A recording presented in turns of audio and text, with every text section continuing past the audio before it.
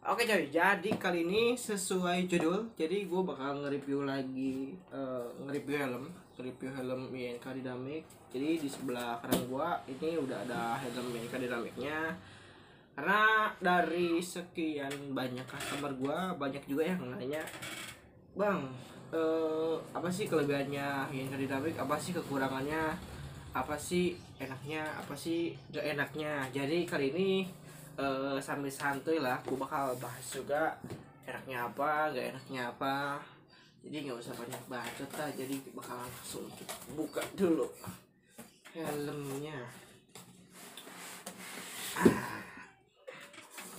Jadi ini kebetulan helmnya customer gua, mana ada yang pesen lewat gua. Jadi sebelum dia ambil, kita coba review dulu lah, karena gue juga sebelumnya belum pernah bikin video tentang review helm. Nah ya sibuk jualan gak jelas lah. Jadi ini INK Dynamic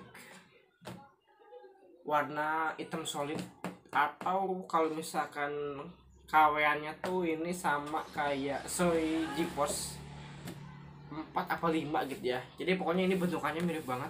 Misalnya kalau misalkan lu mau paket ganteng, lu tinggal tiba stiker Soy sama Soy juga di belakangnya, Soy GeForce 4 atau 5 dah, gue lupa dah, pokoknya segituan.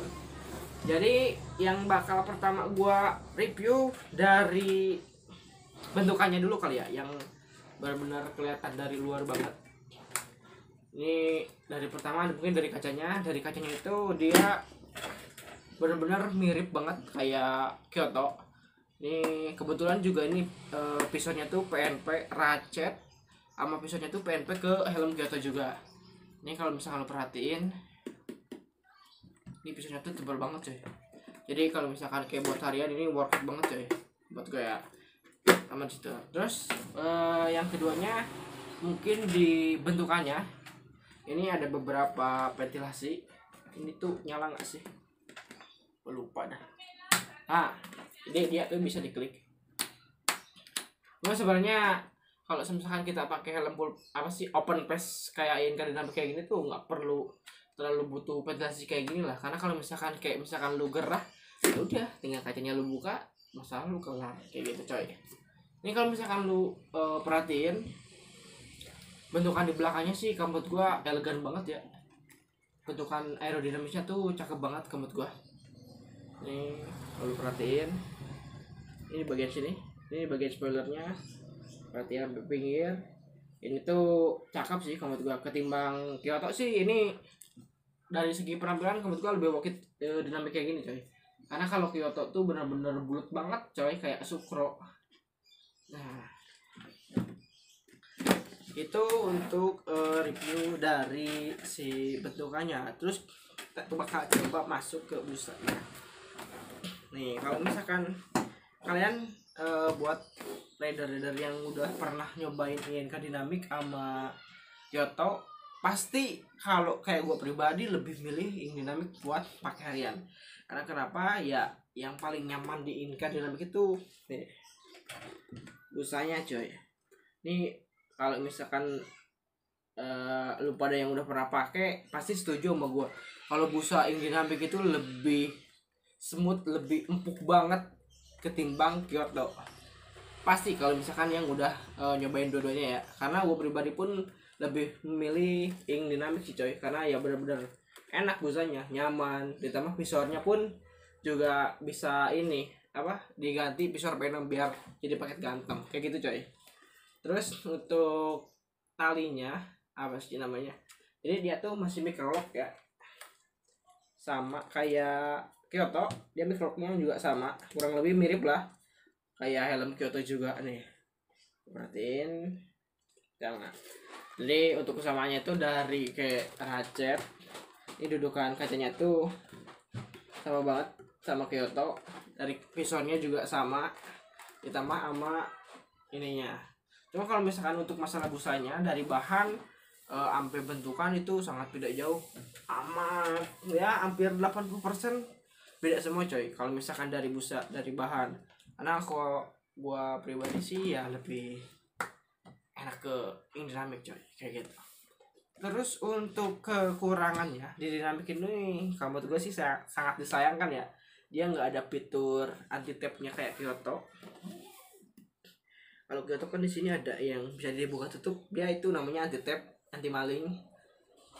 Yang nggak 100% anti maling sih ya, seenggaknya dia ada fiturnya dan itu lebih sangat membantu buat kita yang suka kayak apa ya, mager bawa ribet, malas ribet lah, orang yang malas ribet tuh taruh di motor tinggal dikunciin pakai talinya udah kelar. Kalau misalkan ini ya, ini kiri kanannya kosong ya, kiri kanannya nggak ada anti tapnya sama sekali. Jadi kalau menurut gua sih kemana-mana mending dibawa kalau nggak mau hilang, karena maling itu udah tahu barang lah kalau sekarang tuh ya. Helm mahal kayak gini apalagi enak, auto pusing deh kalau udah kehilangan coy, kayak gitulah kurang lebih. Jadi untuk ini ya, ini bakal gue cobain dulu dah. Ini kebetulan punya teman gue tuh ukuran L kalau nggak salah ya. Ya, ini buat Bang Lip izin pakai ya, nyobain. Karena ini bukan helm gue pribadi, ini helm pesanan teman gue, belum diambil ya, nyobain sama lah apa apa ya. Ini dia tuh ukuran palanya tuh kurang lebih sama kayak gue, sekitar berapa ya kemarin, 59 apa 58 gitu, lupa lagi gua. Ya kalau misalkan ini rasanya bisa dibagiin, gua bagiin dah rasanya. Asli dah, ini tuh busanya tuh empuk banget coy, genggamannya tuh nyampe banget dah, nyaman dah pokoknya untuk buat harian itu. Cuman ya paling kalau misalkan kayak buat order kayak gini, buat dipakai harian masih, ini masih kurang sih coy. Karena kalau pakai visor bening kayak gini tuh ya kalau menurut gue masih PR banget sih, apalagi kalau misalkan kita makanya tuh siang terus. Jadi ya solusinya sih diganti visor penom coy, biar siang malam kepake, jadi siangnya nggak silau, malamnya juga adem kayak gitu. Mungkin kurang lebihnya untuk review Kyoto ini gitu kali ya. Paling oh iya ada tambahan, jadi kalau misalkan mungkin ada yang butuh info untuk masalah bahan itu kayak sama kayak Kyoto, yaitu bahannya ABS, udah SNI juga, dia udah apa sih ya, buat harian tuh gokit banget lah, anti tilang juga karena dia udah SNI sama kayak Kyoto kayak gitu coy. Jadi untuk video reviewnya mungkin kurang lebih kayak gitu.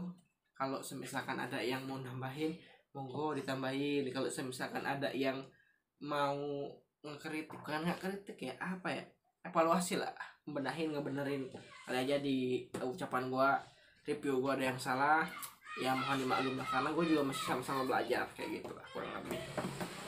Oke, pokoknya videonya cukup segitu aja. Thank you bosku, gaskeun.